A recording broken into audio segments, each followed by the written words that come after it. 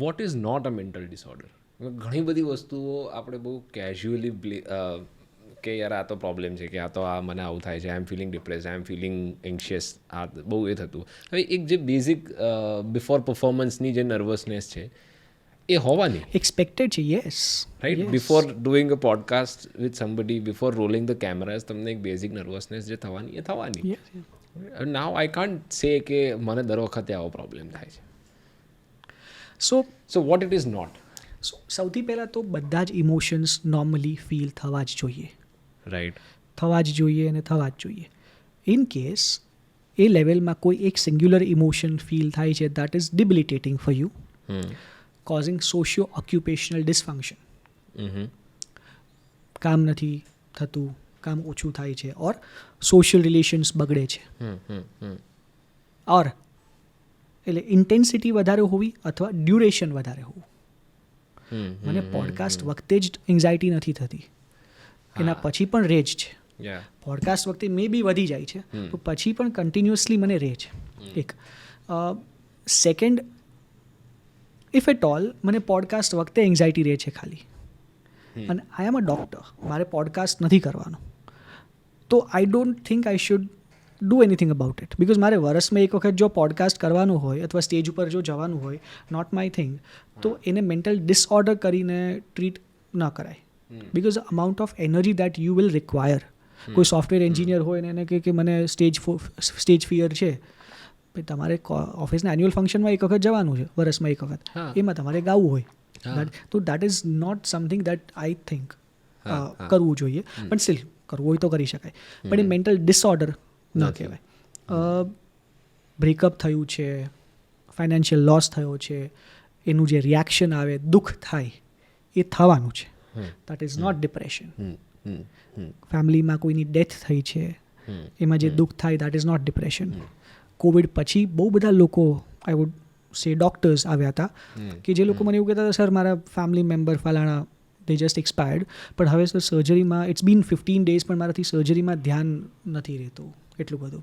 એટલે મને give me something, tell me something, જેનાથી પાછું આઈ ફીલ નોર્મલ.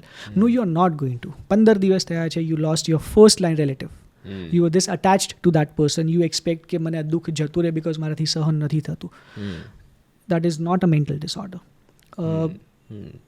ગુસ્સો આવ્યો, વાઈફ ચીટ કરે છે, પકડાઈ ગયા, ગુસ્સો આવ્યો, બહુ જ ખરાબ લાગ્યું, સખત ગુસ્સો આવ્યો અને મારી નાખવું, એટલે આઈ મીન ઓફકોર્સ દેટ્સ ન કરવું જોઈએ. એટલે તો પણ again you are going to feel angry. એટલે મૂડ રિએક્ટિવિટી જ્યાં જે થવું જોઈએ થવું જ જોઈએ, પણ દરેકની એક સ્પેસિફિક ટાઈમ લિમિટ છે. જેમ કે ગ્રીફ પીરિયડ છે, તો 3 to 6 months એને નોર્મલ માનવામાં આવે છે. એના પછી તમને એ લેવલના સિમ્પટમ્સ રહે, પણ એ લેવલના સિમ્પટમ્સ તો ઇટ કેન બી કન્સિડર્ડ. આ જેવી રીતે this might not be popular જે હું કહી રહ્યો છું, પણ જેવી રીતે under diagnosis or lack of awareness છે, એવી રીતે over diagnosis is also an issue. મને નથી કંઈ, I should feel bad here and I am hence feeling bad here. અને not everything is related to my childhood trauma. I mean, a lot of things are, but not everything. હવે મને અત્યારે કંઈક થઈ રહ્યું છે અને એ મારાથી સોલ્વ નથી થતું, હેન્ડલ નથી થતું, એટલે હું પાસ્ટમાં જઈને મારા પપ્પાએ મારી સાથે આવી રીતે નાનપણમાં બિહેવ કરતા હતા અને એના ઉપર હું બ્લેમ કરું કે પ્રોજેક્ટ કરું, એનાથી મારો પ્રોબ્લેમ સોલ્વ નથી થવાનો. કોઝ ગોતવાથી COVID, this is an example I use a lot. Corona ક્યાંથી આવ્યો, કોનામાંથી તમને ઇન્ફેક્શન થયું, એ જાણવાથી કોરોના ઠીક નથી થવાનો. તમને કોવિડ થઈ ગયું છે તો એઝ ઓફ નાવ પહેલાં એને ઠીક કરો. દેન મને સામે તરત એવું કે પણ સર ખબર પડે ક્યાંથી આવ્યું છે તો આપણે પ્રિવેન્શન માટે કામ કરીએ ને. યસ, કરાય. વેક્સિન કોરોના મટ્યા પછી આપવાની હોય, not while you have Covid. એટલે પ્રિવેન્શનનું કામ મટ્યા પછીનું છે કે હું શું કરી શકું કે મને ભવિષ્યમાં આવી સિચ્યુએશન આવે તો મને આટલું દુઃખ ન થાય. That's something we can work on, but after you get out of this. પણ જે એક હ્યુમન એક્સપિરિયન્સની જે ઘણી બધી ઇવેન્ટ્સ એવી હોય છે કે જે, જેમ તમે કીધું કે લૂઝિંગ અ રિલેટિવ ઓર અ બ્રેકઅપ, તો એમાં એક બે વસ્તુઓ જે મને તરત આવે છે કે ઓર બિંગ ડાયગ્નોસ્ડ વિથ સમથિંગ, રાઈટ, કે એક તો it can lead to PTSD, right, or if you don't process it, it can lead to a lot of unprocessed grief ને એ બધું, which can further lead to some serious complications, right? True. Right. So at what stage, how any common man listening to this, at what stage they should seek help? હું આના બે વસ્તુમાં જવાબ આપું.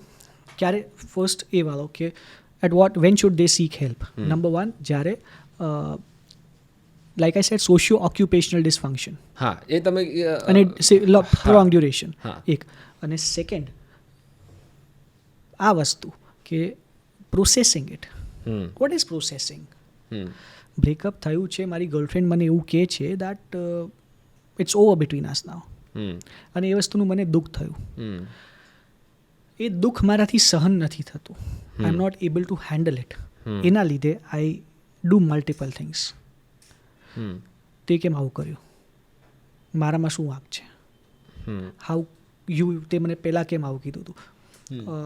હું દારૂ પીવા માંડું, હું ડેટિંગ એપ્સ જોઈન કરીને મલ્ટિપલ ડેટ્સ કરવા માંડું.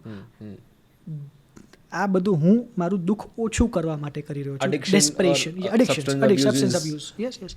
જે પણ the desperate attempts that I make to feel better, કે ભાઈ મારે આ દુઃખ નથી જોતું અત્યારે, મને બહુ ઓવરવેલ્મિંગ લાગે છે. That does not let my mind heal, process it. એટલે મારે દુઃખ સ્વીકારવું, આટલું જ કરી લઉં ને, અને એમાંથી ભાગવાની ટ્રાય કરવાનું બંધ કરું. Because I understand that the pain is excruciating, but the only way of getting rid of that pain is living through it. એ જીવી લેશો ને જતું રહેશે. This is another example that I give a lot. તમને fracture થયું છે, તમને કીધું છે 1.5 મહિના 2 મહિના આરામ કરવાનું છે, હલવાનું નથી. ના, પણ મારે નેક્સ્ટ વીક મેરેથોન દોડવી જ જોઈએ ને. બધા દોડે છે, બધા તો પેલો તો દોડ્યો તો એને લાસ્ટ પેલું ફ્રેક્ચર થયું હતું ત્યારે. હું લાસ્ટ 2 વર્ષથી દોડું છું, આ વખતે શું કેમ ન દોડું? હું એના લીધે કેમ મેરેથોન ન દોડીશ? ફ્રેક્ચરના લીધે હું કેમ મેરેથોન ન દોડું? ના, ઇફ એટ ઓલ આ જીદ કરશું અને દોડવા જશું તો દોડી પણ નહીં શકીએ બરાબર, ફ્રેક્ચર પણ બરાબર હીલ નહીં થાય, અને જે 1.5 મહિના હતા એ 1.5 વર્ષ થશે. એના બદલે ચૂપચાપ 2 મહિના જે આરામ કરવાનો, જે કરી જ લેવાનો, કોઈ એફર્ટ નહીં કરવાના, તાત્કાલિક સારું ફીલ કરવાના, તો બહાર આવી જશું. That is how you process it well. Desperate attempt સારું ફીલ કરવાના નહીં. અને લાઈક આઈ સેડ, લાગે નથી હેન્ડલ થતું, મારાથી આ દુઃખ હેન્ડલ નથી થતું, સીક પ્રોફેશનલ હેલ્પ. ખબર પડી જાય નથી થતું મારાથી હેન્ડલ, તો સીક પ્રોફેશનલ હેલ્પ. અને એના પછી પણ રહે છે તો લાઈક આઈ સેડ કે socio occupational dysfunction, severity and duration, આટલું હોય તો you can seek professional help. પણ તમે સૌથી પહેલી વસ્તુ જે કીધી ને હમણાં બી તમે એ વસ્તુ બોલ્યા, હવે એ જે છે કે don't try to feel good all the time, right? અને experience everything that you are going through, right? Frustration હોય or happiness, joy, whatever. But આ કોન્શિયસનેસ કેવી રીતે કેળવવી શકાય? પ્રેક્ટિસ? હાર માનીને. Please elaborate. It is only human, it is only obvious. If something terrible has happened with me, I am going to feel terrible about it. Right. I don't understand this, how the large mass has learnt, has felt. I don't know how ક્યાંથી મગજમાં આવી ગયું છે કે હું કંઈક કરી લઈશ ને તો મને સારું લાગશે, હું કંઈક કરી લઉં એટલે મને સારું લાગે. કઈ જગ્યાએ આઈ ડોન્ટ, સોશિયલ મીડિયા અથવા એવી મૂવીઝ કે બુક્સ શું વાંચીને એવું શીખી ગયા સડનલી કે દુઃખવાળી સિચ્યુએશનમાં મને દુઃખ નહીં થાય ઇફ હું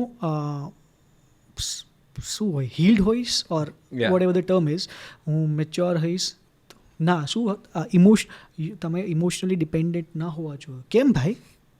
You are a human being. You ought to be emotionally attached and dependent on people. અને જ્યારે એ જતો રહેશે કે જતી રહેશે ત્યારે દુઃખ પણ થશે, બિકોઝ ભાઈ મજા કરી હતી ને, ખુશી મળી હતી ને, તો દુઃખ થશે.